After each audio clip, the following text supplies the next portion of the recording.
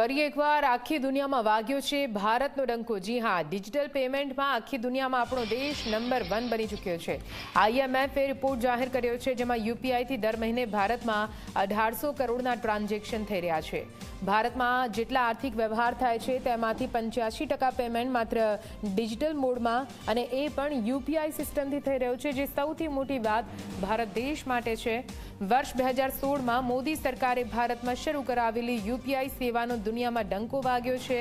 સૌથી ઝડપી અને સલામત ડિજિટલ પેમેન્ટ તરીકે વિશ્વભરમાં જાણીતી બની ચૂકેલી યુપીઆઈ સેવા સાથે દેશના 49 કરોડથી વધારે યુઝર્સ જોડાયેલા છે। એટલું જ નહીં, યુપીઆઈ સાથે 6.5 કરોડ બિઝનેસમેન અને 675 બેંકો પણ જોડાયેલી છે। હવે પાણીપુરી ખાવા જાઓ કે પાપડા જલેબી ખરીદવા જાઓ, ખિસ્સામાં નોટો ના હોય તો ચિંતા કરવાની જરૂર નથી। આપણું હિન્દુસ્તાન યુપીઆઈથી કરી રહ્યું છે 85% ડિજિટલ પેમેન્ટ। યુપીઆઈ સેવાથી ભારતીય નાગરિકોને હવે એટીએમ અને બેંકમાં પણ જવાની જરૂર નથી પડતી। પેમેન્ટ માટે ફક્ત એક ક્યુઆર કોડ કાફી છે। જો ક્યુઆર કોડ નથી તો તમારો મોબાઈલ નંબર પણ ચાલશે। તમે દેશના ખૂણે ખૂણે માત્ર મોબાઈલ નંબરથી પેમેન્ટ કરી શકો છો। ડિજિટલ પેમેન્ટ સિસ્ટમ ભારતીયોને એટલી બધી ગમી ગઈ છે કે દેશના 85% આર્થિક વ્યવહારો હવે યુપીઆઈથી ડિજિટલ મોડમાં થઈ રહ્યા છે।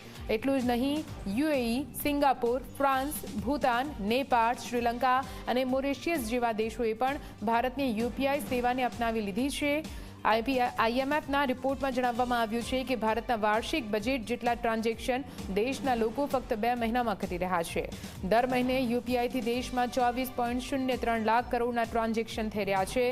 દુનિયામાં કુલ જેટલા રિયલ ટાઈમ ડિજિટલ પેમેન્ટ થાય છે તેમાંથી 50% ફાળો યુપીઆઈનો છે।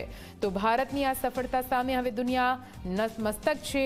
પોતાના લેટેસ્ટ રિપોર્ટમાં આઈએમએફે નોંધ્યું છે કે ભારતની આર્થિક તાકાત વધારવામાં યુપીઆઈનો ફાળો ખૂબ મોટો રહ્યો છે।